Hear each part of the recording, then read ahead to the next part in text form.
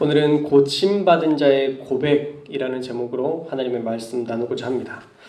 자, 우리가 예수님을 믿었다면요, 믿기 전과 믿은 후의 모습이 완전히 달라야 돼요. 물론 믿기까지의 과정이 있으니까 한 번에 엄청난 믿음으로 우리가 성장할 수는 없겠지만 우리의 믿음이 계속 자라야 하나님께 인정받는 신앙생활, 또 하나님께 인정받는 성도가 될 수 있습니다.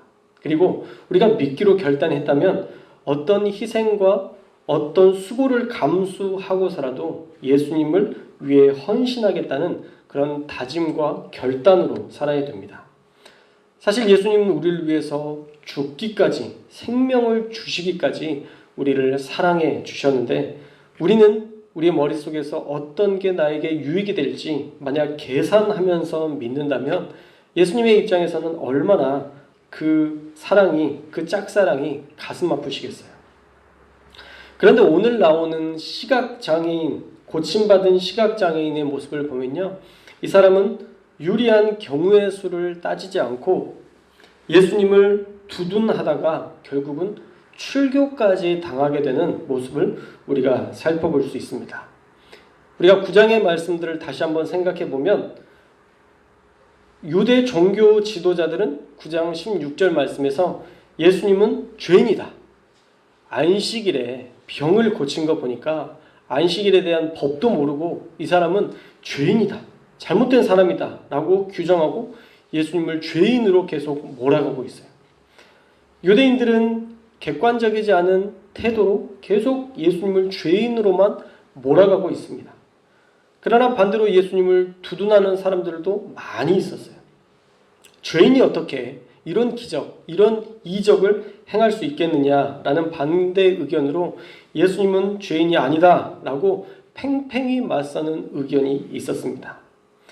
이 고침받은 사람도 후자의 입장에서 그는 하나님의 사람이기 때문에 내 눈을 고칠 수 있었다라는 논리적 근거를 가지고 유대 종교 지도자들을 대적해서 반박하고 있어요. 자, 31절 말씀을 볼까요?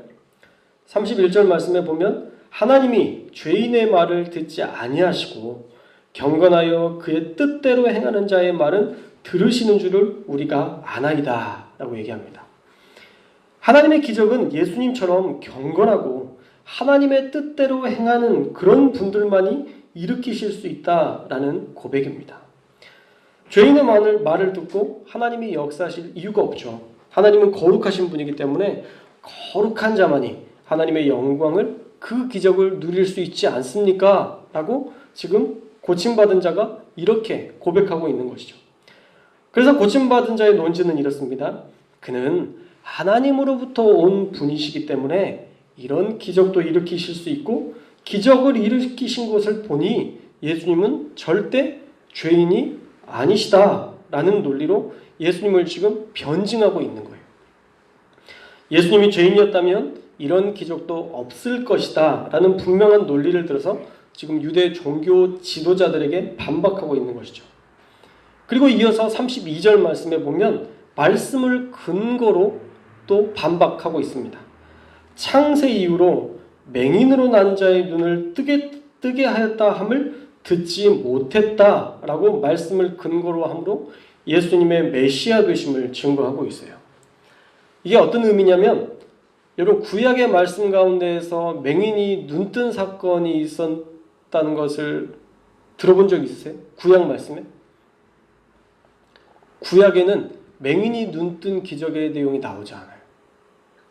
제가 찾아봤더니 소경이라는 단어가 22번 구약에 나오는데 시편이나 선지서에서 메시아가 오실 때 그가 보게 될 것이다, 이렇게 예언되어 있어요. 그리고 여러분들 잘 아는 찬양 있잖아요. 눈먼 자는 눈을 뜨며, 이건 역시도 앞으로 일어날 미래에 메시아가 오시면 눈먼 자들이 보게 될 것이다 라는 예언의 말씀이지, 구약 안에서 시각장애인이 고침받은 사건들은 나와 있지 않습니다. 그래서 창세 이후로 지금까지 기록된 말씀 어디에도 시각장애인이 눈을 뜨게 된 적은 없다라고 지금 선언하는 거예요. 유대인들은 다 알죠. 말씀을 아니까.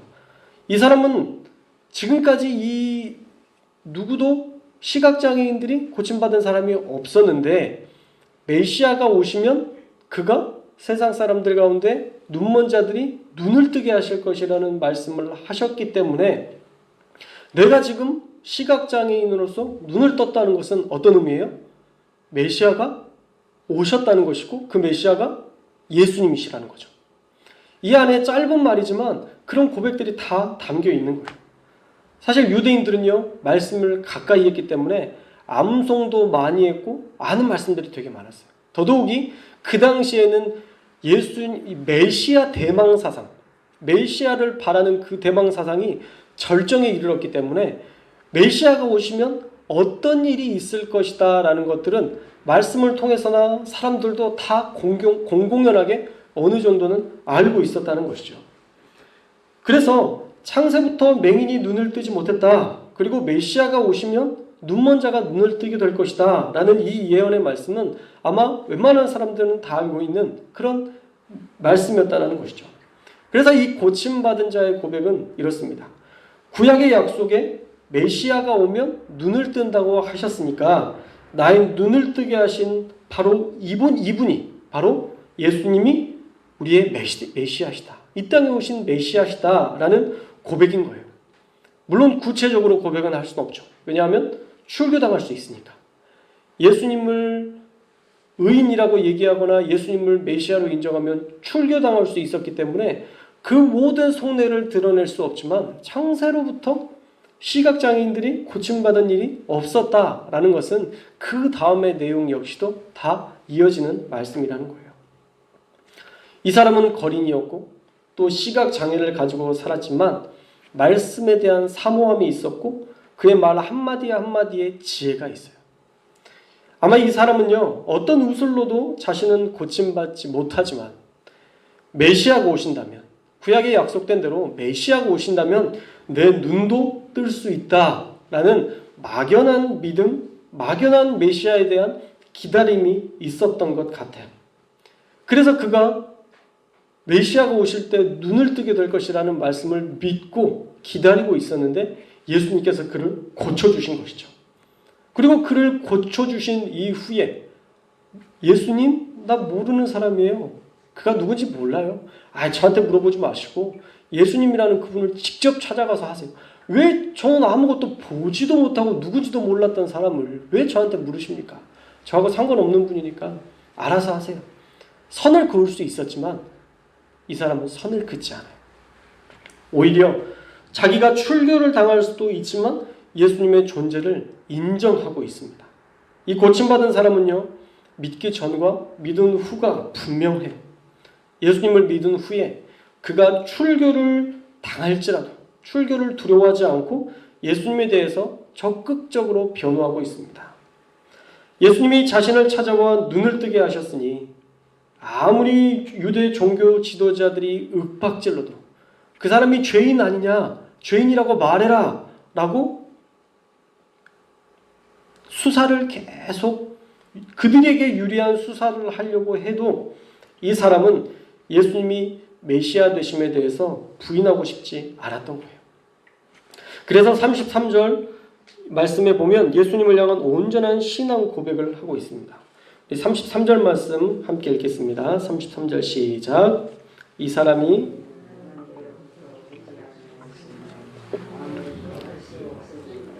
아멘. 분명하죠? 이 사람이 하나님께로부터 오지 아니하였으면 아무 일도 할 수 없었으리라. 이런 시각장애, 나의 이 시각장애도 그분은 고칠 수 없었을 것이다. 그런데 그가 하나님께로부터 왔으니까 나를 고치실 수 있었던 것이다. 그가 이런 기적을 일으키실 수 있었다라는 고백을 회중들 앞에서 그리고 유대 종교 지도자들 앞에서 담대하게 선포할 수 있었던 것입니다. 기적을 경험한 사람의 고백은요, 영향력이 있어요. 은혜를 받은 사람의 고백은요, 영향력이 있어요. 이 고침받은 자의 고백 역시도 많은 사람들에게 큰 의미가 있었을 것입니다. 왜냐하면 구약에는 한 명도 눈먼 자가 고침받은 사건이 없는데 처음으로 고침받은 사람, 창세로부터 처음 고침받은 사람이 구약의 예언대로 눈먼 자가 눈을 뜨게 되는데 그때가 메시아가 오실 때 눈을 뜨게 될 것이라는 그 약속의 말씀이 성취된 사람이 바로 이 시각장애인이었다라는 거예요. 그의 고백은 많은 사람들에게도 큰 의미가 있었고 구약의 예언의 성취라는 엄청난 의미도 있었습니다. 그리고 예수님을 메시아로 인정했던 이것이 예수님에게도 큰 기쁨이었을 거예요. 이렇게 고침받은 이 사람, 예수님을 믿은 이후에 그의 믿음을 고백했을 때에 유대교에서 출교를 당할지라도 예수님에 대해서 그는 하나님께로부터 온 자였고 그가 하나님께로부터 오지 않았으면 이런 일들은 일어날 수 없었을 것이다 라는 이 고백, 이 귀한 고백을 그가 했다라는 것입니다. 여러분 말씀 혹시 초반부의 말씀 기억하시나요? 9장 초반부에 보면 예수님과 제자들의 대화가 나오죠. 제자들이 뭐라고 물어봤어요? 시각장애인에게 저 사람이 왜 저렇게 시각장애를 가지고 태어났습니까? 그게 부모의 죄 때문입니까? 아니면 저 사람의 죄 때문입니까? 라고 물어봤을 때 예수님이 뭐라고 하셨어요? 이 사람의 시각장애는 누구의 죄도 아니고 하나님의 영광을 위한 일이다. 하나님을 위한 영광 돌리기 위한 일이다 라고 얘기했어요. 정말 이 사람은요 그 시각장애라는 큰 고통 때문에 오래도록 고생했지만 구약에 어떤 사람도 눈을 뜬 사람이 없었지만 메시아가 오실 때 그 눈이 뜨게 될 것이라는 그 구약의 약속의 성취로서 이 사람이 사용되었고 또 예수님을 증거하는 귀한 도구로서 예수님이 하나님께로부터 보낸 자다라는 그 귀한 영광을 많은 사람들에게 돌리는 그 역할을 감당하는 자로서 하나님께서 이 사람을 사용하셨다라는 거예요. 정말 초반부의 말씀처럼 그는 하나님의 영광을 위한 도구로 하나님께서 그렇게 쓰셨어요. 물론 유대 종교 지도자들은 이 간증이 절대 좋게 들릴 리 없었을 것입니다. 그래서 또 이 사람을 핍박하죠. 내가 온전히 죄 가운데 나서는 우리를 가르치느냐? 라고 윽박지릅니다. 이 말은요. 용서받을 수 없는 죄인이라는 말이에요. 원문을 해석을 하면 용서받을 수 없는 죄인, 지옥 형벌을 받을 죄인이라고 해석할 수 있어요.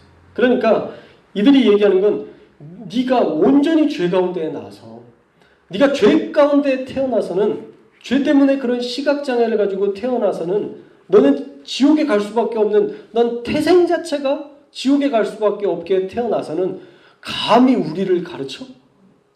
율법을 알고 율법을 가르치는 나를 가르쳐 감히? 라고 지금 비하하는 거예요.